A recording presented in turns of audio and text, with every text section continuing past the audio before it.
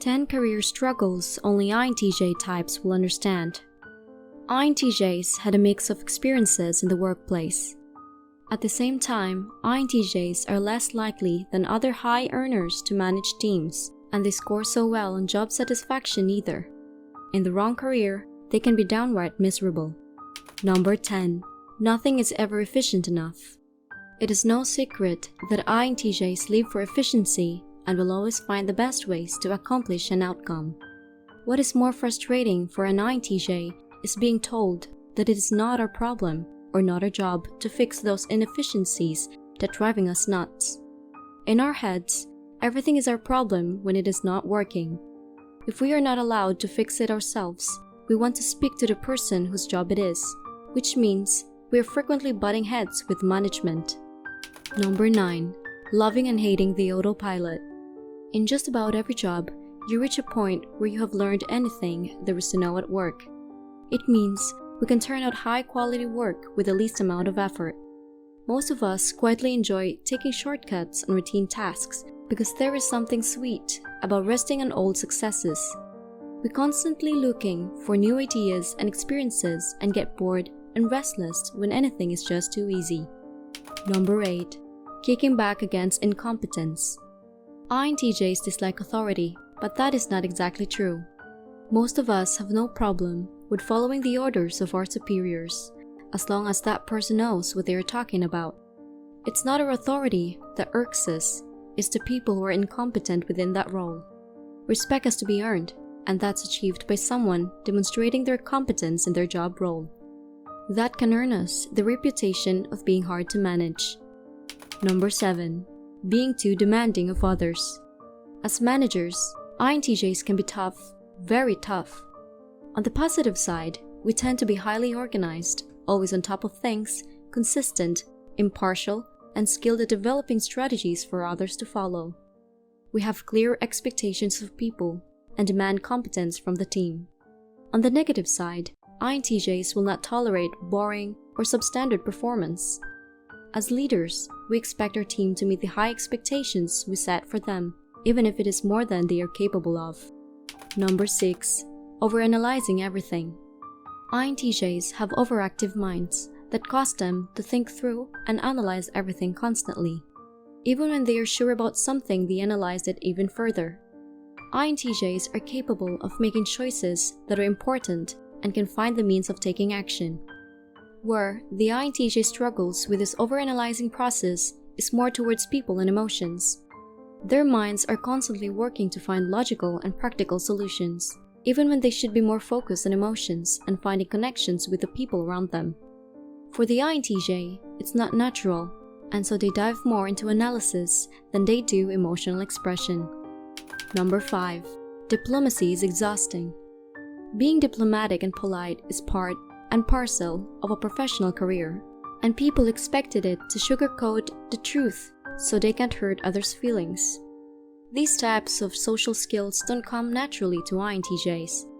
While we can and learn them obviously, it's extremely draining for INTJs to be constantly operating in polite mode. We have very little time for co-workers who are more concerned with one-upmanship and playing politics than getting the work done. Most times, we deal with office drama by redirecting attention back to accomplishing the task at hand and focusing on results. Sometimes, that earns us a great deal of respect. Other times, it alienates people and sets us apart as loners. Number 4. Wanting and hating recognition. Here's another paradox. INTJs want to be recognized for their efforts. If someone else takes the credit for our work or worse, actively denies that we had any involvement in a successful project that yanks our chain, that person will lose our respect and probably our compliance for the rest of time. At the same time, most INTJs cannot take a compliment to save their lives. If you give us attention or praise for something we did, we will probably be wishing you to leave us alone. Number 3. INTJs don't decide they know. As intuitive, INTJs typically have hunches about how decisions should be made. Sometimes, we can justify our decisions to managers. Other times, we just know the answer and can't explain it. Subconsciously, there will have been an awful lot of pattern spotting, predicting, and scenario planning that lead us to our decision, but none of those things have any clear thought process or paper trail. Other people's inability to see what we see is frustrating to us. And because we have the courage of our convictions, we rarely back down from a decision that we know is correct. It can come across as pretty arrogant to someone who does not understand our way of thinking. Number 2. Pressure to succeed. INTJs are perfectionists. This can be a good thing, but there are also downsides to it. They want to make sure everything is done perfectly and meets their high standards. This can certainly put a lot of pressure on the INTJ, since they always want to be sure that they are successful with whatever they do. The INTJ feels constant pressure on them with just about anything they try to do in life. Most people don't even realize the amount of internal pressure the INTJ goes through because they try to appear strong and as if they were not struggling. They hide their true emotions to the people that they are overwhelmed because they believe in never showing signs of weakness. Number 1. We won't settle. In my experience, INTJs rarely operate with the guardrails of their job description. If their work is dull or easy, they look for more creative endeavors elsewhere. Honestly, if your work looks more interesting than mine, I'll probably try to muscle in on it and find ways to do your project instead.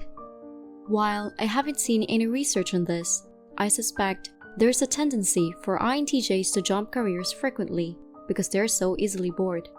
A job that isn't offering a bunch of interesting new projects, learning opportunities, and the chance to try lots of different things will be deeply unfulfilling to an INTJ, because who wants to do the same thing every day? Employers may want to hire experts who are good in their narrow field of expertise, but we always feel we could do more. Everyone has their own set of personal struggles and things that are naturally draining for them.